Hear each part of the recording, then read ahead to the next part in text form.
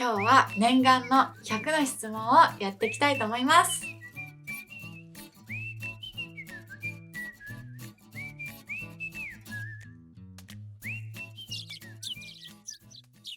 モデルになったきっかけ、スカウトです。スカウトの時の会話。今のマネージャーがめちゃめちゃ、よく言えばパッションが強い人なので1年かけて口説かれ続けました。美容のために毎日してる習慣。たくさん水を飲むことと保湿イズライフ。食事制限してる？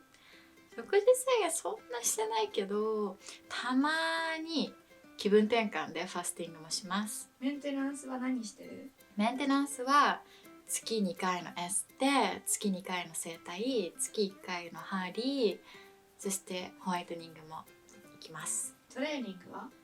今ピラティスをやってます。体調管理で気をつけていることは？体調管理で気をつけてる。でも甘いもの、糖分を取りすぎないこと、あと揚げ物とかはなるべく食べないこと。やる気がない時どうする？自分にご褒美を与えて、そのために頑張ろうみたいな甘い考え方です。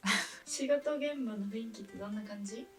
仕事現場の雰囲気、結構雑誌とか広告とかによって全然違うんですけど、基本みんなテキパキ。オーディションの時のコツ。でもそれはもう緊張しないために、いつも私がオーディション前に頭に入れるのは、もうこのオーディションの人たちとはもう一生会わないからもう大丈夫。自信がない時どうする？これは私にしかできないと言い聞かせます。モデルとして一番の生きがいは？その雑誌だったり広告だったり、あとその演技のものだったりを見てくれる人が何かを感じてもらえる時です。野望は？海外に家を買う。今の仕事をしてなかったら？広告系か海外に住んでるかかな。就職かモデルを続けるか迷わなかったの？迷いました。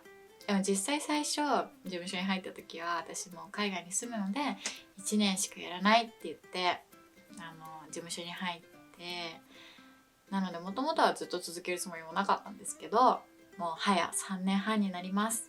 旅先ベスト3。旅先ベスト3か。クロアチア、ポルトガル、ベトナムかな。ベストサンセットメモリー。一つ選ぶとしたらポルトガルのポルトの橋から見た夕日が忘れられないです。忘れられない景色。忘れられない景色はイエローナイフで見たオーロラです。ここのこれを食べに旅に出るぞという美味しい国は？でもそれで言ったらイタリアはそうでした。旅するときに心がけていること。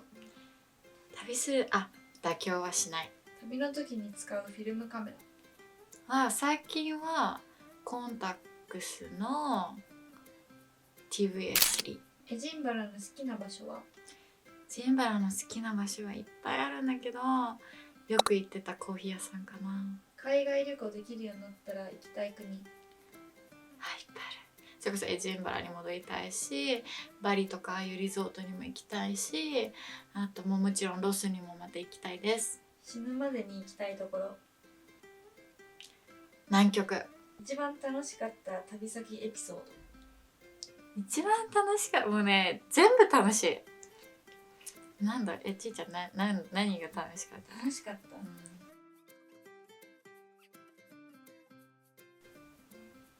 全部。今までで食べた一番やばいもの。トナカイのトナカイのステーキをそれこそイエローナイフで有名なお店が食べました。美味しかった？美味しかった。普通にお肉美味しかったです。一番のハプニング。これはいっぱいある。ハプニング、旅基本ハプニングあるんですけどでも多分ロストラゲッジかな。もうほんと1回しかないんですけど、私がクロアチアからイタリアに行く時にミラノでロストラゲッジになりました。でも無事手に入ったので大丈夫です。結果一番ハードな旅。モロッコかな。モロッコは大変だった。旅するとき楽しむために何を大切にしますか？詰めすぎないこと。行く前の準備として歴史の勉強をしていきますか？それは結構場合によるけど、なんかその場所で学ぶことの方が多いかもしれない。旅で必ず持っていくもの。カメラ。無人島に一つだけ持っていくなら。枕。甘えたい派、甘えられたい派。甘えたい派。年上、年下。年上。男性のタイプ。男性のタイプ、分かりやすく言ったら人気者。その同性からも異性からもこう人気がある人が好きです。好きな男性の服装。その人が好きなものを着てたらそれでいいと思います。キュンとする男性の仕草は？お酒を作ってくれた時。今一番したい理想のデート。ドライブデートしたい。マッチングアプリの出会いどう思う？なしではない。結婚願望は？今はないけどいつかはしたいと思います。好きな人にされて嬉しいこ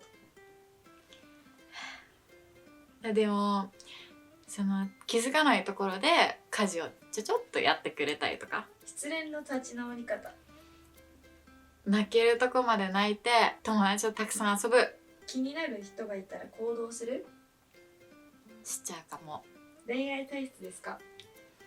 恋愛体質もう普通ぐらいかな。でも何かしらとキュンとしていたいタイプなんで、仕事とか頑張れるのでそっちの方が。初恋の思い出。遡ること多分幼稚園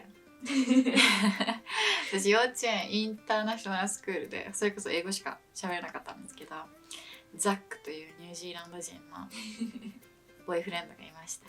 初めて彼氏できたいつ？19歳。フェッチは？横顔。